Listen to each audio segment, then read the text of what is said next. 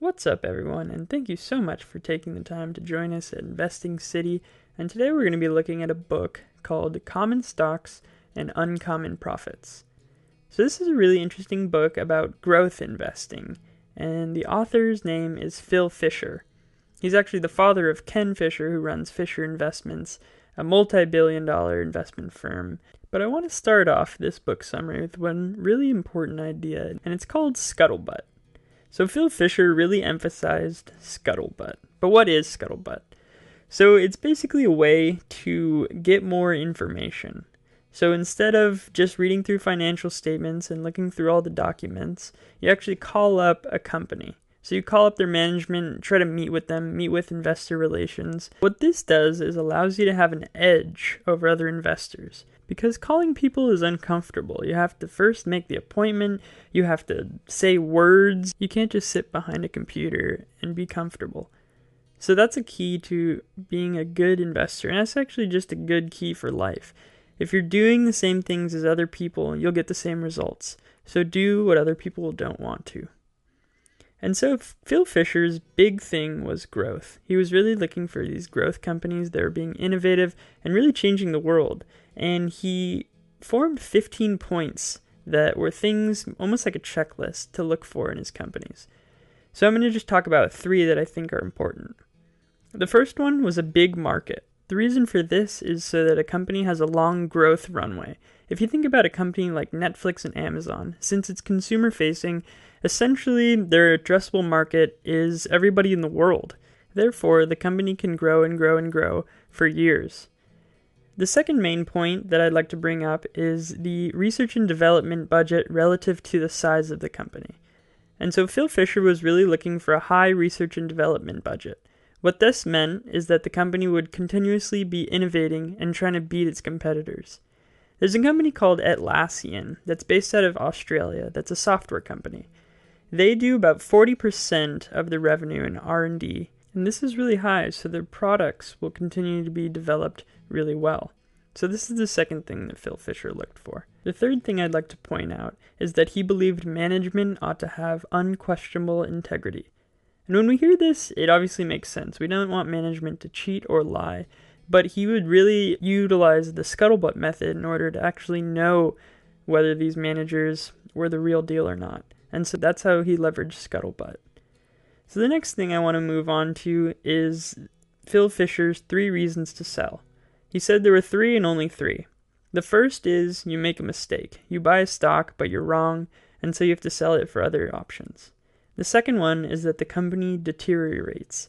The company actually just gets worse, and you have to sell it. The third one is if you have a better idea.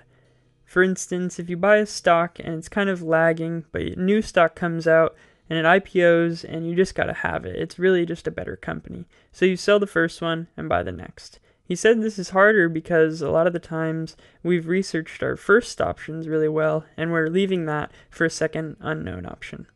So let's explore number 1 a little bit, making a mistake. Phil Fisher talks about how we need to suppress our ego. But suppressing our egos is a difficult thing.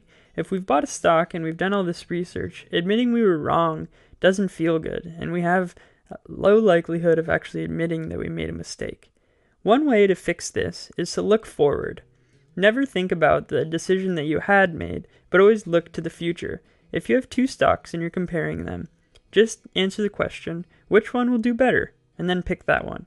If you forget about the past, then it makes the decision much easier. The first reason to sell is when you made a mistake. The second reason is the company is deteriorating.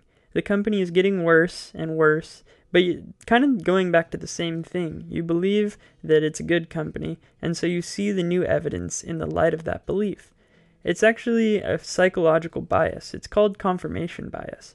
When we have a belief, we see new evidence in the light of that belief, rather than the other way around. But there's another psychological bias that contributes to this phenomenon. It's called the endowment effect.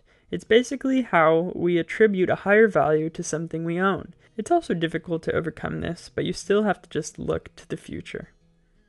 The third reason to sell is that there are better places for your money. Sometimes there really is just a better horse out there. But be careful to not switch horses too often.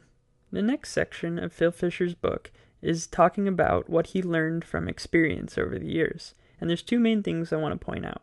The first is that market timing is useless.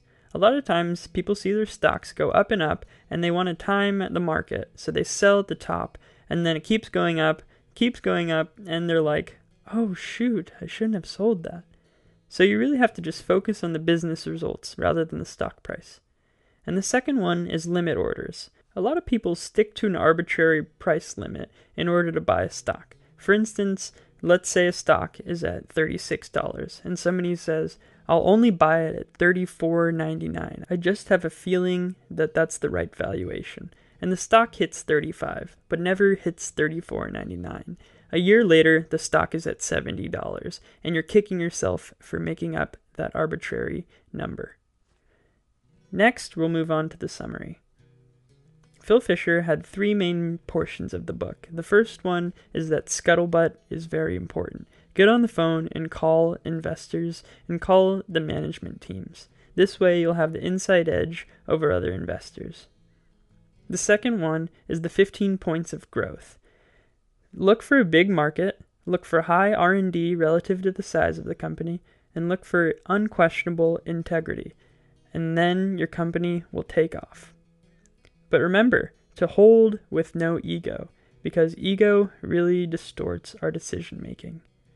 Thank you so much for choosing to watch this video and joining us at Investing City. We really appreciate it.